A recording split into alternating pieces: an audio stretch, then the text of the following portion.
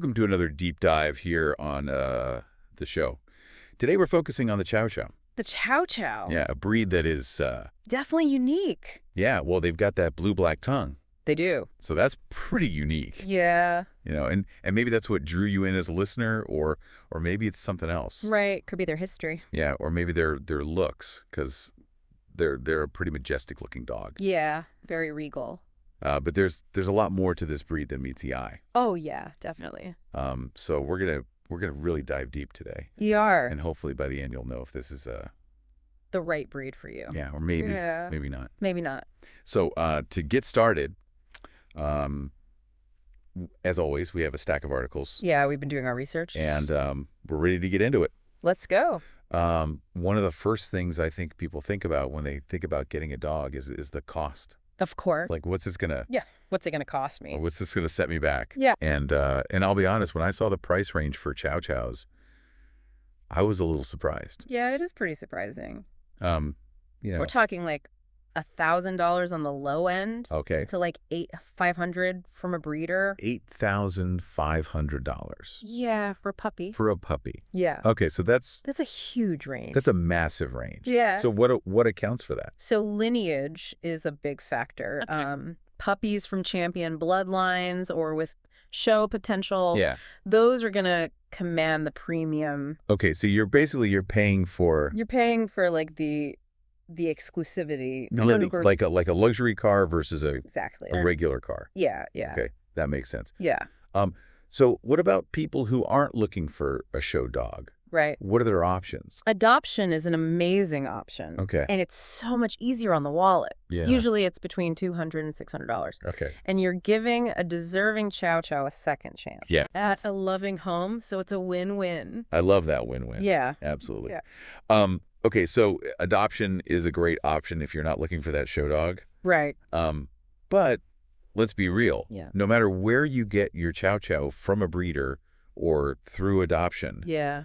there are going to be some costs involved. Recurring costs. Yeah. Food, vet care, grooming. All that good stuff. And those can be, Pricey. yeah, especially with Especially this breed. this breed. Okay. So give us a rough breakdown. Like, what are we looking at per month? So for food, you're looking at around $50 to $100 a month for high quality food. Okay. And then vet bills can obviously add up, Of course. especially if there's any health issues Yeah. down the line. Yeah. And speaking of their coat. Yes, that luxurious coat. Yeah, I mean, it's a beautiful coat, but It is. it's got to be a lot of upkeep. Yeah. There's definitely some upkeep involved, Yeah. whether you go with the rough or the smooth coat. Oh, that's right. They have two different coats. They do. The rough coat is more like a plush mane, and then the smooth is going to be a little bit sleeker. Okay. But both require regular maintenance. Okay. And what does that look like in terms of grooming? So you're probably going to want to take them to a groomer every 4 to 6 weeks. Okay. And that can cost you anywhere from $50 to $100 per session. Okay. Wow. Yeah. So these costs can really add up. They do? So it's definitely something to consider Yeah, finna. before you bring a Chow Chow home. For sure. You know, beyond just the financial stuff, I'm really interested in the history of the Chow Chow. Oh, yeah. I mean, a dog breed fit for Chinese royalty. I know. That's pretty cool. It's amazing. Yeah. Yeah, they have a history that goes back thousands of years in China. Wow. They've held a variety of roles, everything from guard dogs to hunters, Really? even court pullers. Wow. Yeah. But it's their connection to the ruling class that Yeah. really adds a certain mystique to the breed. Yeah. It's like they have this air of nobility about them, Right. even today. They do. Thousands of years later. Yeah. And speaking of unique traits, that blue-black tongue, Oh, yeah. we got to talk about that. We do. That is a striking feature. It's so striking. And it's super rare in the canine world. Super rare. I read that only like a handful of other breeds Like maybe 2 or 3 other breeds. share that trait. Yeah, it's really unique. What's the science behind it? Like how, honestly, scientists are still kind of puzzled by it. It's Right. genetic, obviously. Yeah. But they don't really know why these specific breeds developed it. Huh. Yeah, it's one of those mysteries that just adds to their allure. Yeah, I love that it's like their own little secret. Exactly. Okay, so we've talked about cost and a little bit about the history Right. and that awesome blue-black tongue. Yeah. But now I'm curious about their temperament. Okay. They're often described as loyal but independent.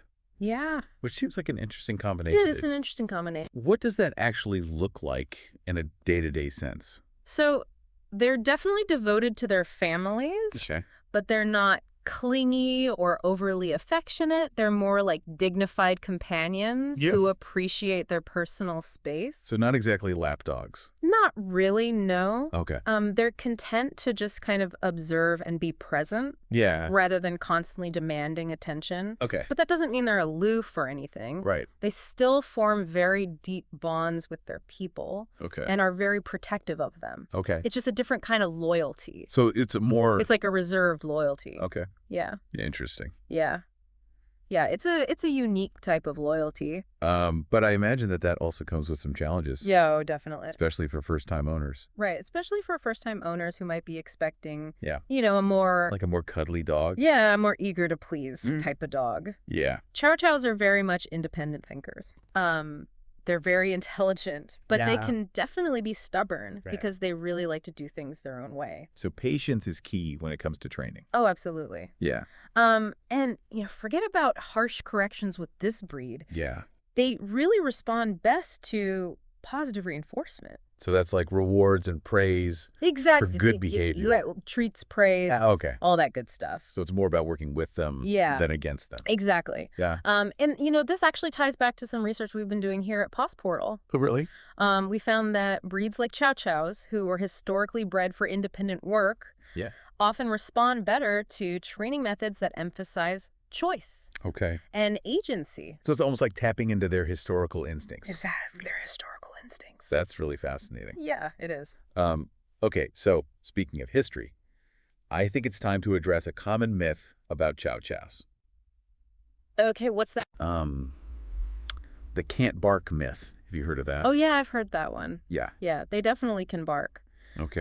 They're just generally quieter than many other breeds. So they're more like they pick and choose their moments. Exactly. They choose their moments. Yeah. They're not going to bark at just anything. Right. They're going to save their barks for when it really matters, like alerting their family to a potential threat or something like that. Yeah, which makes sense considering their history as guard dogs. Right, exactly. Yeah. So they have this innate sense of discernment when it comes to barking. I like that. Yeah. Okay, so speaking of their watchful nature, how are they with families? That's a great question. Are they good with kids? It depends. Okay. They can be very devoted to their family members. Yeah. But they're not always tolerant of like roughhousing or loud noises. So they need a calm and respectful... Yes. They need a calm and respectful environment. Yeah. So, they might not be the best fit for families with really young children. Yeah, who might not understand a dog's boundaries. Right, exactly. Yeah. But they could be great for families with older children who understand how to interact with the dog respectfully. Gotcha. Yeah. What about other pets? Are they generally okay with furry siblings?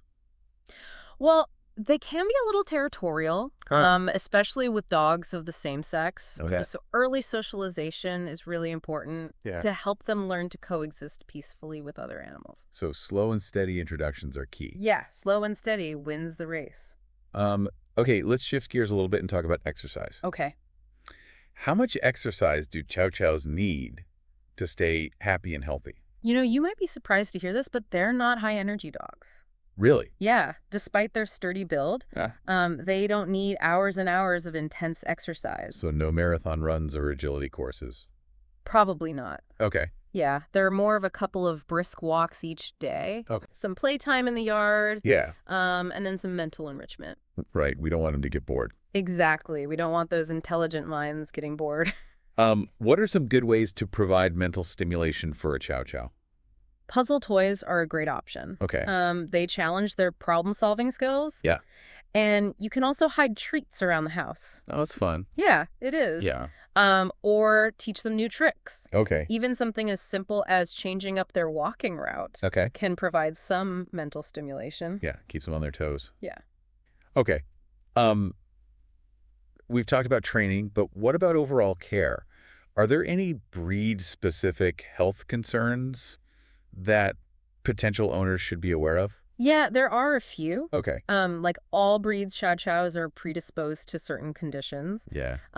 Hip and elbow dysplasia are pretty common. Okay. And those can cause pain and mobility issues. So regular vet checkups and maintaining a healthy weight are super important. Absolutely. Yeah. And responsible breeders will screen their dogs for these conditions. Okay. To help reduce the risk of passing them on to puppies.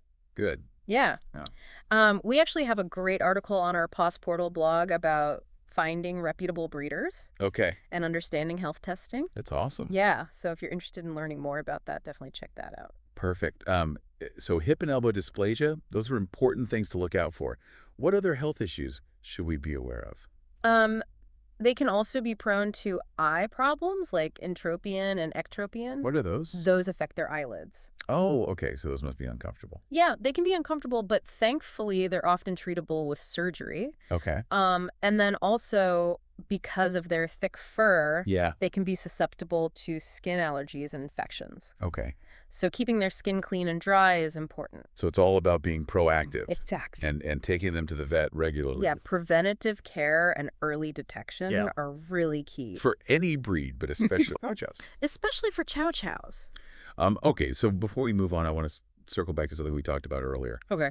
The Chow Chow's independent nature. Yeah. You know, we talked about it as a challenge. Uh-huh. But I think it's also what makes them so unique. It is. Yeah. It's one of their defining characteristics. Yeah. So, you know, they're not going to be everyone's cup of tea. Right. They need an owner who really understands and respects their need for space. Autonomy. Exactly. Their need for space and autonomy. And someone who sees that independence as a strength. Yes. Not a weakness. Exactly. And that's something I think a lot of people forget when they're looking for a dog. Yeah, they just get caught up in the looks. Yeah. Or whatever they see on Instagram. Right, exactly. But they don't really think about the personality and how that's going to mesh with their lifestyle. Yeah, it's got to be a good fit. It does. For both of you. Yeah, for both the dog and the human. Yeah.